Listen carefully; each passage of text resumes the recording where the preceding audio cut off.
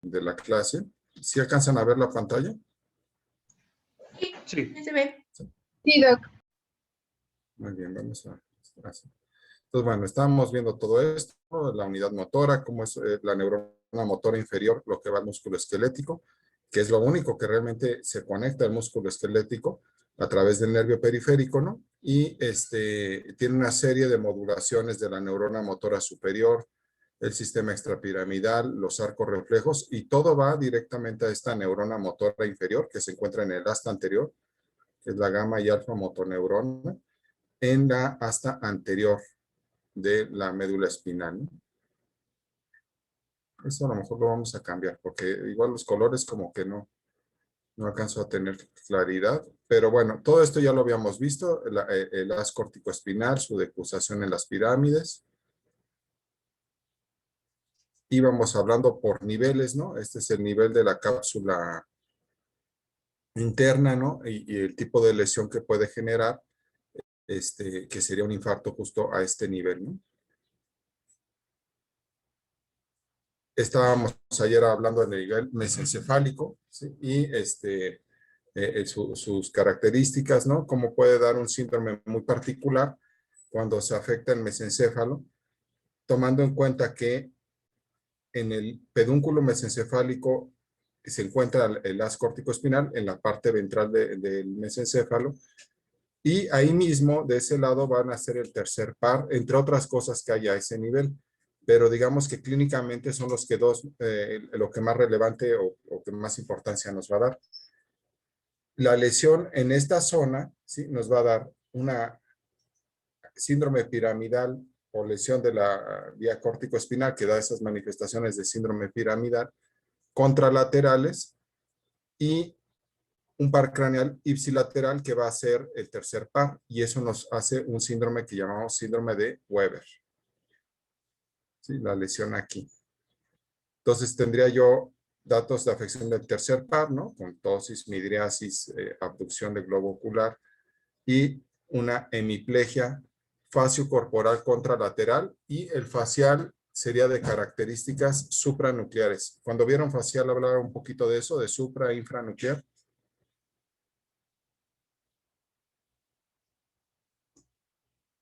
¿Sí? Cuando vieron pares craneales. Sí, el doctor Argüelles nos comentó un poquito. Entonces ya saben ustedes un poco, ¿no? Un poco, cómo son las parálisis faciales periféricas y las centrales, ¿no? Sí, también eso lo vimos. Sí, doctor. Entonces aquí daría una parálisis facial del mismo lado de tipo central. ¿Sí? ¿Por qué? Porque todavía no llegamos al núcleo del facial. Si llegáramos al núcleo del facial nos daría periférica, ¿no? Sí. La estructura del mesencéfalo, ¿no? Que es una estructura, pues compleja, ¿no? Ahí cruzan todas las vías que nos conectan el tallo cerebral con los hemisferios cerebrales, ¿no? Entonces, aparte que tenemos la formación, o los núcleos, oculomotores en la sustancia gris periacueductal, pues tenemos el sistema leminiscal, que es toda la parte sensitiva, la sustancia negra, ¿no? Que tiene que ver con todo el sistema extrapiramidal, los núcleos rojos, que es la salida del sistema extrapiramidal a la médula espinal, ¿sí? Y bueno, los colículos, ¿no? Que tienen que ver con movimientos oculares y funciones auditivas, ¿no? Y toda la parte del pedúnculo, que es toda la parte motora, ¿no? Aquí la vista ventral, ¿no? Otra vez recordando, algunas cosas se las vuelvo a decir, ya ven que la repetición nunca es mala. Entonces este es el mesencéfalo, vean núcleo rojo, si alcanzan a ver el cursor, ¿verdad? Núcleo rojo. Sí. ¿Sí? La sustancia negra, el pedúnculo mesencefálico, aquí es la parte ventral, y los pares craneales como van, ¿no? El primer par, el segundo par, y luego de medial y de superior a inferior es como se van denominando de acuerdo a su origen aparente. Entonces, tercer par, cuarto par, quinto par con su rama motora, sexto, séptimo y octavo, ¿sí? 9 y 10, ¿sí? 11 y 12. Y la decusación de las pirámides, el puente, mesencéfalo y el bulbo raquídeo o médula oblongada. Y aquí ya propiamente más abajo de la decusación, la médula espinal. Aunque lo ven aquí magnificado, pues esto mide 2,5 centímetros por 2, esto más o menos 3,5 centímetros por 2,5, y aquí 2 por 2 centímetros. O sea, son estructuras, pues, si ustedes ven su dedo pulgar, no mucho más grueso que eso, ¿no? Que el dedo pulgar, el tallo cerebral, y sobre todo a nivel del bulbo, y pues todo lo que cumplen en funciones, ¿no? Hablando un poquito del síndrome de Weber, ¿no? Eh, encontré estas imágenes. Obviamente nos cuesta un poco de trabajo tener imágenes de pacientes, salvo de tomografía, que de eso sí tenemos muchas, ¿no? De hernias del uncus, de cosas de ese tipo. Pero fuera de eso, pues, eh, imágenes de encéfalos fijados, ¿no? O sea, post-mortem, de autopsias, hay pocas, ¿no? En el Hospital General se hacían muchas autopsias, de esa época sí tenemos muchos, pero no de traumatismo craneoencefálico, ¿no? Entonces, vean esta imagen, ¿sí? Vean el encéfalo aquí, esta es la región frontal, ¿sí? Y lo estamos viendo así, esto sería el mesencéfalo, y pues se quitó todo lo que es el tallo cerebral y la región que está por debajo de la tienda. Véanlo ahora sí, es lo mismo, ¿no? ¿Sí?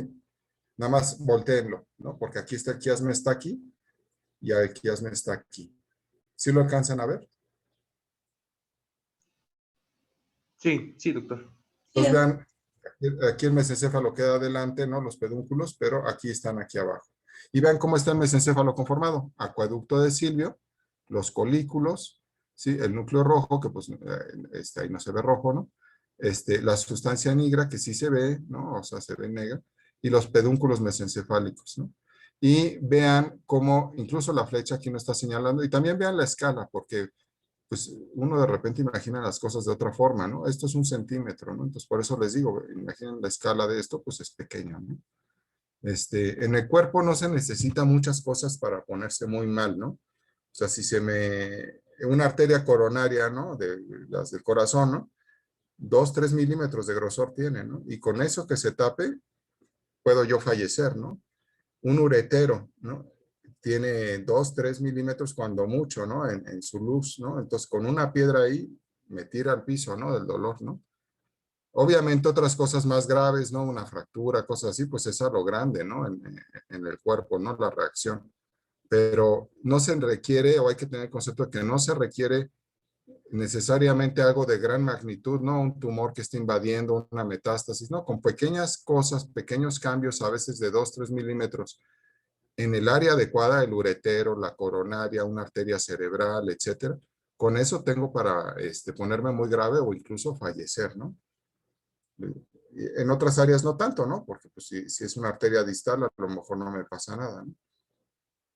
Entonces, bueno, recuerden eso. Y aquí vean, ¿no? Este es un lóbulo temporal, vean cómo está el temporal hacia esta zona, ¿no?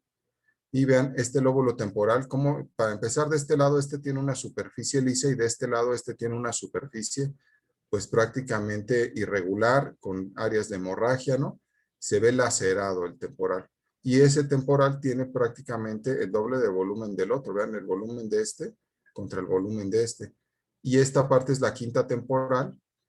Vean esta parte que vendría siendo el uncus justamente. Y véanlo aquí cómo está todo edematizado, ¿sí? Todo hinchado. Y en lugar de dejar un espacio aquí libre, ya no hay ningún espacio, ¿no? Entonces, obviamente esta persona falleció, ¿no?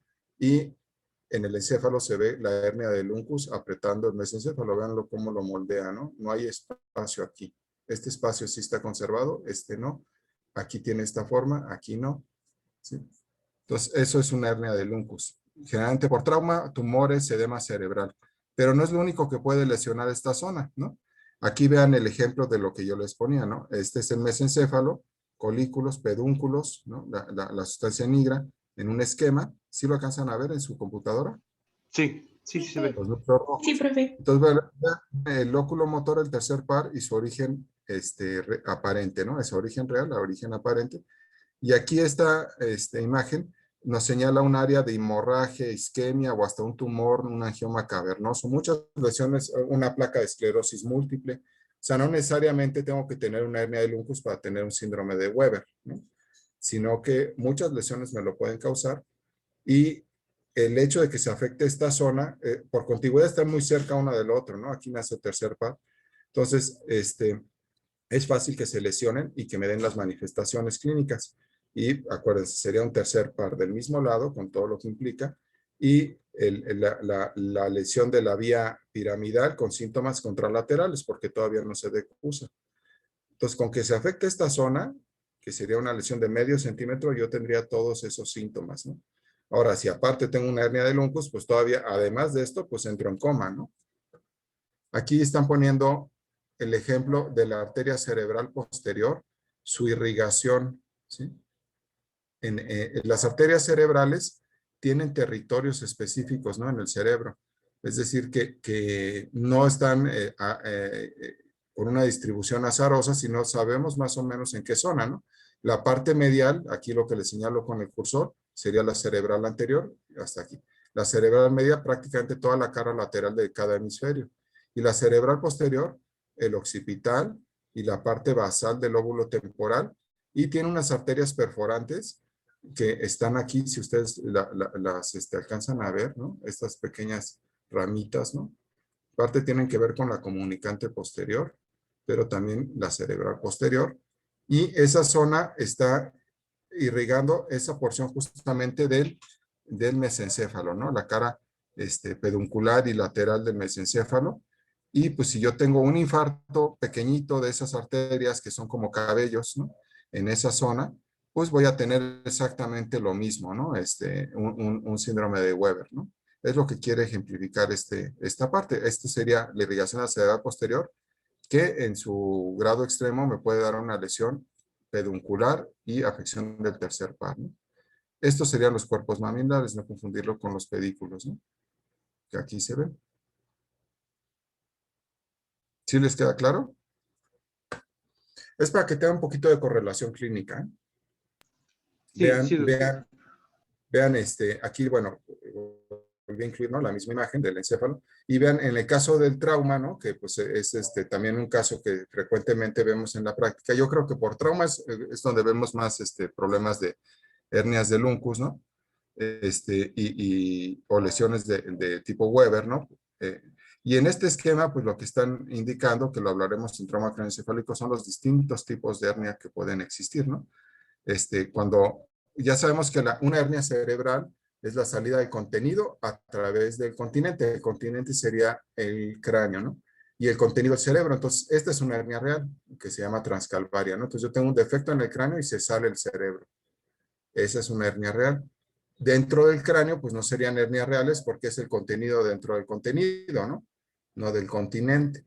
Pero igual es una hernia inguinal, ¿eh? O sea, una hernia inguinal es la salida del contenido abdominal a través de la pared abdominal, ¿no? A nivel inguinal. Esas son hernias reales, ¿no? En el cerebro, pues les decimos, como hay tabiques y membranas, ¿no? Como este es el tentorio, ¿no? Y aquí la fal cerebri, ¿no? La hoz, ¿no? Todo eso funciona como tabiques y aísla derecha e izquierda, supratentorial e infratentorial. Entonces les decimos hernias sin que sean totalmente una hernia real, ¿no? Y aquí tenemos una hernia del cíngulo, ¿no? Que es muy común. Aquí la hernia que sea real, la transcalvaria. ¿Sí? Aquí una hernia ascendente, ¿no? Por lesiones, hernias de amígdala. Y vean esta, como el temporal, aquí hay un hematoma, ¿no? Sangre. Y vean cómo aquí baja, o sea, ya no tiene para dónde liberar la presión. Y pues si hay mucha presión en este sitio, pues va a ir a la zona de menos presión, que es esta de aquí abajo. Y si la presión es de este lado, pues no sería nada raro que la presión empiece de este lado, ¿no? Entonces, el uncus tiende a bajar y migrar a través del agujero, del agujero de la hendidura de la tienda, ¿no? Y comprime el mesencéfalo. Y en ese momento, pues, la cuestión es crítica, ¿no? Está a punto de morir, ¿no? Aquí lo quieren ejemplificar también. Vean cómo está el tallo cerebral, ¿sí? El puente, el mesencéfalo, el cerebelo, la tienda, y vean cómo están ejemplificando el uncus, cómo se hernia todo eritematoso, todo herniado, ¿no? Sobre el tallo y cómo comprime y lo lastima, ¿no? Y bueno, aquí una fractura en el cráneo, ¿no? Entonces, ¿les queda claro? Ejemplos de hernias del uncus, ejemplos del tercer par, ejemplos del nivel mesencefálico de la vía piramidal. Sí. Doc. Sí, doctor. Sí, doctor. Ahora vámonos a nivel de puente. O sea, ya vimos mesencéfalo, vamos a regresar. Ahora vamos a esta zona, ¿no? Entonces, en el puente pues es una estructura muy grande, ¿no? Muy importante en el tallo cerebral, donde también tiene gran cantidad de núcleos y gran cantidad de relaciones por los grandes pedúnculos mesencefálicos y los cerebelosos al cerebelo, ¿no? O sea, participa en toda esta cuestión del equilibrio. Ahí se encuentran los núcleos vestibulares, ¿no? Que van a ir justamente al nervio vestibular, los relevos auditivos, ¿no? De los núcleos auditivos, y el cuarto ventrículo, ¿no? Que está en la parte posterior, la parte ventral, ¿no? Y ahí el haz piramidal está justamente en esta parte anterior y forma una serie de haces, ¿no? Como que se divide en varias fibras, ya se descompacta un poco y aquí hace varios haces, ¿no? Entrecruzándose con las fibras que van a ir justamente al pedúnculo cerebeloso. Y tenemos parte del sistema sensitivo, ¿no? El heminisco medial que va a ascender aquí. Pero lo que es muy interesante es ver cómo están los núcleos craneales aquí, ¿sí? Entonces, aquí tenemos el núcleo del sexto par y aquí el núcleo del séptimo par. Embriológicamente no estaban así, ¿no? Cuando empezó el desarrollo del cerebro no estaban así. Estaba el sexto par más lateral, ¿no? Más medial, pero a medida que se va desarrollando el cerebro, tiende a migrar el sexto par en sentido caudal y el séptimo par, sus fibras se van desenrollando y lo van rodeando para luego emerger acá. Entonces, el séptimo par forma esto en el tallo cerebral a nivel del mesencéfalo, ¿sí? Forma como una rodilla alrededor y luego llega a su núcleo. Y el sexto par queda aquí. De tal forma que una lesión de sexto par aquí seguramente va a lesionar el séptimo, ¿no? Porque afecta sus fibras. Y me da un séptimo, pero ahora sí de tipo periférico. Y aparte aquí pueden ver todas las fibras de la vía piramidal. Entonces vean cómo el sexto par está aquí y nace en la parte ventral. Y vean cómo el séptimo par está aquí y nace más lateral. Y bueno, luego el 7 y el 8 que sí están con sus estructuras y sus núcleos más laterales, ¿no? ¿Les queda claro estas características anatómicas? Sí, sí, doctor. Entonces, tiene distintos niveles, ¿no? Porque les digo, no puedo yo en un solo corte tener todo, ¿no? Entonces, el corte que estábamos viendo es más bien este mismo, ¿no? Entonces, aquí está el sexto par, el séptimo par, como forma esta prominencia en el piso del cuarto ventrículo, ¿no? Cuando operamos cuarto ventrículo tenemos que conocer esto, ¿no? Porque si manipulamos esta área podríamos dejarle un séptimo y un sexto par nada más por estar aquí trabajando, ¿no? Son cosas que hay que conocer cuando trabajamos en esta zona, ¿no? Que pues desde luego se llega a hacer, ¿no? Cuando hay tumores o alguna cuestión en el cuarto ventrículo. Y luego pues vean sus orígenes, ¿no? Y vean cómo en este esquema pues se ve los el haz corticoespinal se divide, ¿no? Ya no es un haz compacto, sino son varias fibras. Esto es más real que el esquema pasado. Ahora, en otro corte, y aquí ven cómo están los pedúnculos, ¿no? El pedúnculo cerebeloso que va justamente pues, al cerebelo, ¿no? Hay un pedúnculo cerebeloso superior, un pedúnculo cerebeloso medio, que es el superior viene del mesencéfalo, y un pedúnculo cerebeloso inferior, que se le conoce como cuerpo restiforme. Entonces, la afección de esos afecta desde luego la coordinación del movimiento, ¿no? De distintas formas. Y el inferior está en el bulbo, ¿no? Entonces, y bueno, en un corte un poco más arriba que ¿no? Un poco más cefálico, vemos el origen del nervio trigémino, pero acuérdense que el nervio trigémino es un nervio que tiene un origen espinal y tiene un origen pontino, ¿no? Incluso tiene unos núcleos mesencefálicos, que dependiendo lo que estamos viendo, ¿no? Sus ramas motoras, sus ramas sensitivas, sus ramas parasimpáticas, ¿no? Y bueno, aquí nace y ya va a su división al ganglio de Gasser, ¿no? Y pasa en la cara lateral del puente, ¿no? Entonces, este sería un nivel, un corte de la vía piramidal a nivel del trigémino, donde cambian un poco sus relaciones, y el sistema lemniscal, que aquí se ve así y aquí se ve así, ¿no? Donde va el espinotalámico, ¿no? Y todos los cordones posteriores, ¿no? ¿No se van confundiendo? Creo que no. Creo que no. No. No, está muy claro. Es complejo, pero les digo, si ustedes saben qué hay en cada lugar y conocen, o sea, no estamos viendo una anatomía profunda, ¿no? Estamos viendo dónde suben y bajan vías y qué se relaciona con qué. Pero ¿por qué estamos haciendo este ejercicio? Pues porque tiene una representación clínica, ¿no? Aquí vean, esto es una resonancia en una secuencia que se llama de difusión. Entonces es un corte a nivel del puente, ¿no? Vean cómo esto se parece mucho a esto, ¿no? ¿Sí? ¿Sí lo ven? Y este es el cerebelo. Sí. Y vean esta mancha blanca aquí, ¿no? Que diríamos que está hiper intensa, ¿no? Por ser resonancia hablamos de intensidades, ¿no? Dependiendo la secuencia, porque hay que decir qué tipo de secuencia es, ¿no? Una secuencia de difusión, una secuencia T2 se ve hipointensa. Y esto corresponde a un infarto cerebral, ¿sí? En la parte ventral del puente, ¿no? Y me daría justamente ese tipo de lesión. Aquí lo pueden ver, ¿no? Cómo está el puente, un corte a nivel del sexto y séptimo par, el pedúnculo mesencefálico medio, cerebeloso medio, y vean esta área marcada en rosa, cómo afecta todos los haces córtico-espinales, y entonces me va a dar un síndrome piramidal otra vez contralateral. ¿Por qué? Porque no se ha decusado, ¿no? O sea, todavía no se cruzan las vías ahí, y me da entonces síntomas motores contralaterales, pero el facial va a cambiar un poco. Como sí afecta el facial, el núcleo del facial ya recibió sus fibras corticonucleares, ¿no? Entonces, ¿pero qué va a afectar del facial? La rama periférica, ¿no? O sea, ya su origen aparente. Entonces me va a dar un facial, pero de tipo periférico. ¿Se acuerdan que el otro les dije es central y del mismo lado de la vía piramidal?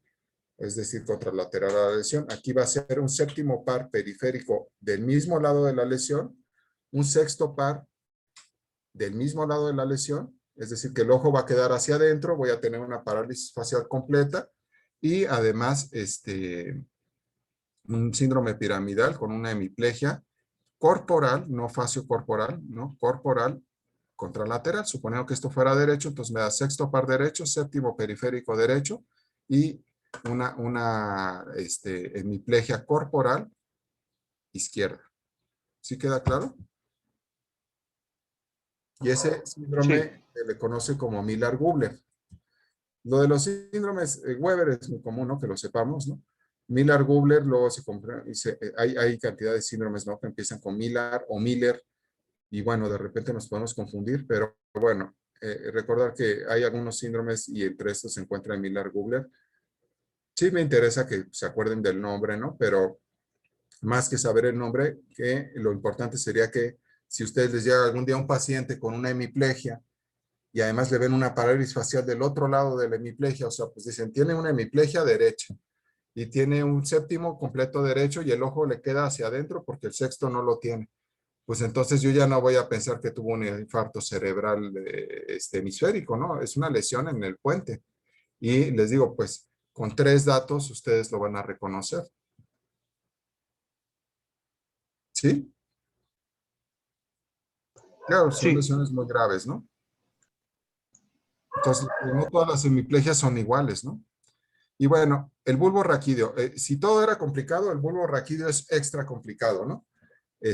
¿Por qué? Porque es una estructura de transición entre la médula espinal y el cerebro, ¿no? El tallo cerebral. Y ahí todas las vías de la médula espinal terminan de decusarse, ¿no? Es donde se va a decusar todo el sistema de propiocepción, ¿no? Cuneatus y gracilis o Gorley de Burdach, y aquí están sus núcleos, y aquí se cruzan ya para formar el sistema lemniscal, ¿no? También se va a decusar las pirámides, ¿no? Y además tenemos los núcleos de bajos, ¿no? Propiamente el núcleo del tracto solitario, ¿no? Que es toda la parte sensitiva, el núcleo del doceavo que se encuentra en esta porción posterior, ¿no? Y también los núcleos motores del espinal y del glosofaringio, ¿no? Y del hipogloso, ¿no? Que todo va a tener que ver con la deglución, fonación, ventilación. Tenemos el centro cardiopresor en la parte lateral. Entonces, es una zona muy, muy elocuente, muy llena de funciones, ¿no? El complejo olivar con el equilibrio, ¿no? Les digo, el cuerpo restiforme, que sería el pedúnculo cerebeloso inferior. Y pasan además todas las vías espinocerebelosas, rubroespinal, etcétera, ¿no? Entonces tenemos una gran comunicación aquí, ¿no? Vean cómo en cada corte cambia un poco, ¿no? En la parte más superior, la que está pegada al puente, pues todavía tiene un poco la estructura del puente, ¿no? Pero aquí tenemos el sistema lemniscal ya decusado, el complejo olivar, el cuerpo restiforme, el núcleo del doceavo, el núcleo del tracto solitario, ¿no? Y en un corte medio vemos los haces córtico-espinales, aquí están en rosa, ¿sí? Todavía no se decusan aquí, pero ya empiezan a aproximarse para hacer la gran decusación entre ellos, ¿no? Lo que sí ya se está decusando es todo el sistema propioceptivo de la médula espinal, ¿no?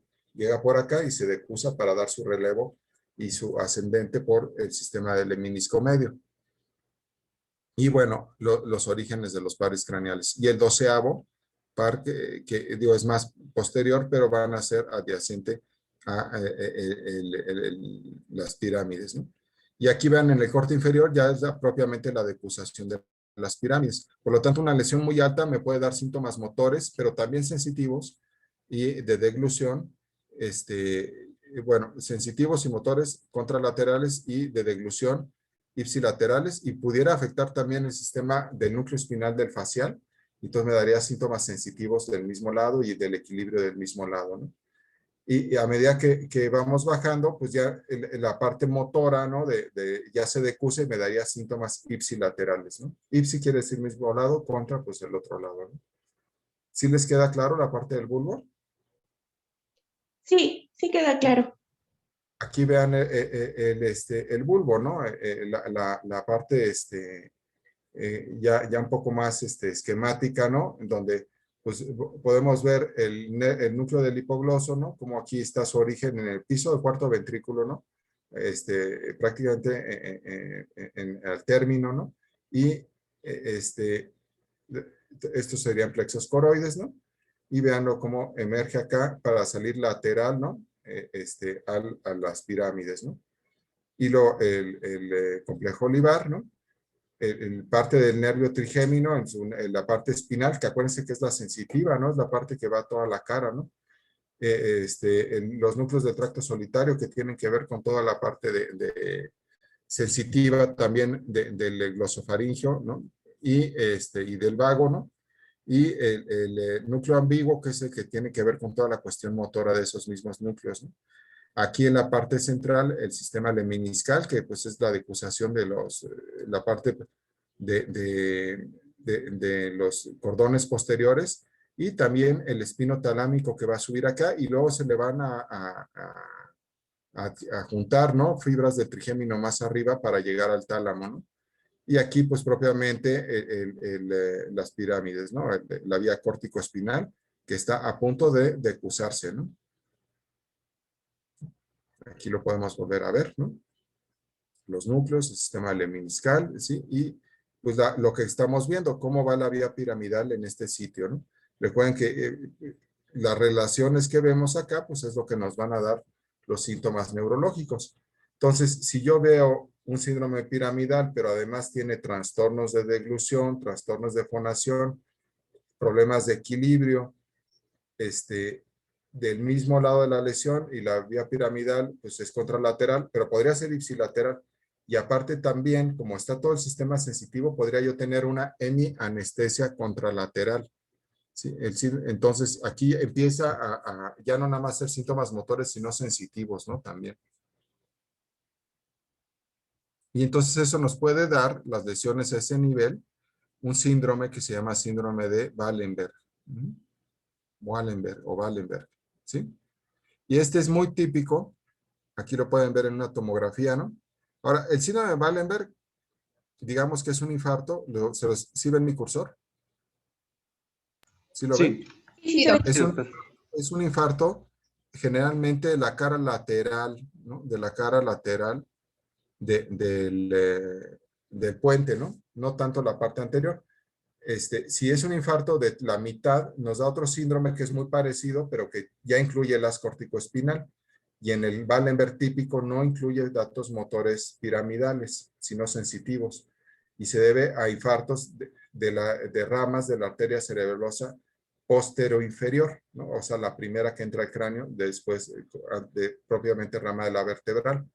Entonces, se infarta esta zona y me da ese síndrome. El Wallenberg, que ustedes lo habrán escuchado en algún momento. ¿Alguien lo ha escuchado alguna vez?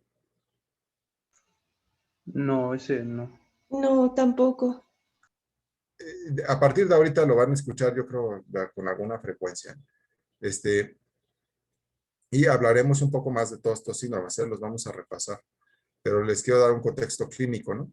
Entonces, la lesión de acá, pues nos va a dar problemas cerebelosos porque se afecta el cuerpo restiforme, problemas de deglución, problemas de movimiento de la lengua, y todo va a ser del mismo lado de la lesión, y problemas sensitivos contralaterales, ¿no? O sea, voy a tener afección contralateral del hemicuerpo, pero como se afecta aquí el trigémino, también la cara, pero del mismo lado a nivel sensitivo, ¿no? Entonces, síndrome cerebeloso, pares bajos, ¿no? Trastornos de deglución, de lengua, de fonación, del mismo lado de la lesión, anestesia de la cara del mismo lado de la lesión y anestesia del cuerpo contralateral. Y si fuera más extenso el infarto, tendría yo datos motores contralaterales, ¿no? Que ya no se llama Wallenberg, sino se llama Babinski-Negrete ese síndrome.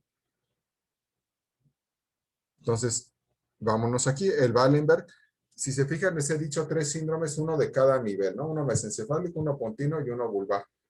Esos son los más importantes, pero hay cantidad de síndromes y todos ellos se conocen como síndromes alternos. Los síndromes alternos quieren decir que son lesiones en el tallo cerebral donde yo tengo una vía larga contralateral, puede ser sensitiva o motora, la mayoría son el síndrome piramidal, y una par craneal ipsilateral, ¿no? O sea, del mismo lado de la lesión. Entonces, bueno, aquí vean cómo en la resonancia ponen una zona blanca, ¿no? En esta secuencia de difusión, donde es un infarto en la cara lateral, y estos infartos se ven más o menos seguido, o sea, sí sucede, ¿no? No, algunos son raros de ver, ¿no? Pero digamos, Weber es primer lugar, a lo mejor Wallenberg segundo lugar, y Miller-Gubler tercer lugar en ocurrencia, ¿no? Lo más común son otros infartos, de la cápsula interna, etcétera, ¿no? Vean, aquí sería la arteria vertebral, se unen para formar la basilar arriba se divide en dos, ¿sí lo ven? Cerebral posterior, por eso irriga, digo, la cerebelosa superior, y la que le sigue es la cerebral posterior. Justo entre estas dos está la tienda, ¿sí? Y de aquí, pues la comunicante posterior que va a la carótida, ¿sí? Y luego las dos cerebral, la carótida, y luego cerebral media, cerebral anterior y comunicante anterior. Y ahí tienen todo el polígono de Willis. ¿Sí? Sí, sí, doctor. Entonces, vean aquí el quinto par, ¿no? Y vean el bulbo, ¿no? Entonces, esta arteria, primera, la vertebral, antes de unirse a formar la basilar, nos da una arteria cuando entra al cráneo, ¿no? Que ya está dentro del cráneo, ¿no? La vertebral, que asciende por la médula espinal, digo, no la médula espinal, la columna vertebral, y nos da esta arteria cerebelosa que le llamamos póstero inferior y se abrevia PICA, ¿no? Así se conoce. Y bueno, los infartos de esta arteria pues me afectan el cerebelo en la parte basal y la cara lateral, ¿no? De esta zona del bulbo. Es un poco variable, ¿no? En su presentación. La siguiente arteria, ¿sí? Es la anteroinferior, ¿no? Esta que está aquí. Esta es la posterior y esta es la arteria cerebrosa anteroinferior. Y esta es la cerebelosa superior. Y ahí tienen las 3 ramas que irrigan toda la parte de la fosa posterior, que son puras ramas de la basilar o de las vertebrales, ¿no? Y que es del sistema arterial posterior, ¿no? Las carótidas sería todo el cerebro, ¿no? Y bueno, sus uniones, ¿no? Entonces, esto me va a dar un infarto, y el infarto, les digo, aquí, perdón que esto está en francés, ¿no? Pero pues no encontré otra en otro idioma. Y dice, bueno, tiene una anestesia, ¿no? Contralateral, termoalgésica, no percibe.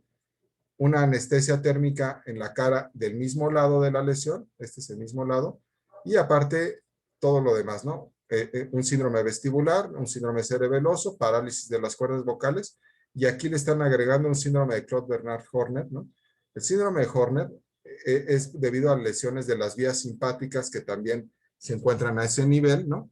Y entonces pierde el control simpático del mismo lado y tiende a haber hiperhidrosis, miosis, tosis, ¿no? Del lado de la lesión, ¿no? Entonces vean como aquí en este paciente, ¿no? Que le ponen el ejemplo del infarto, ¿no? Tendría miosis, o sea, la pupila se hace pequeña, tosis palpebral, la hiperhidrosis sería del mismo lado, puede o no tener visión doble, ¿no? Y aparte, pues, lo que incluye el síndrome cerebeloso, ¿no? Con el vértigo, ¿no? Que no tolera, ¿no? El mareo y los problemas para la deglución. ¿Les queda claro el síndrome de Wallenberg? Sí, ¿Sí? Sí, Incluso vean cómo dicen que es el síndrome de la arteria cerebrosa posterior inferior. Pues puede ser, ¿no? O puede ser por otras lesiones, ¿no? Pero bueno, es aquí más que datos de vía piramidal, si se fijan es todo sensitivo. Si hubiera datos piramidales, también serían del mismo lado de la lesión, o datos de neurona motora superior, o datos de la vía piramidal, ¿no? Entonces recordemos un poquito, ¿no? Cómo está todo, ¿no? La porción anterior y el infarto que sería en esta zona, ¿no? Vean el piso del cuarto ventrículo, perdón. Veanlo aquí, cómo está el piso del cuarto ventrículo. Y las eminencias, ¿no? Que, bueno, van a corresponder justamente a lo que estábamos comentando, entre otras cosas, ¿no? Pero a núcleos del tallo cerebral y justamente a la rodilla del facial, ¿no?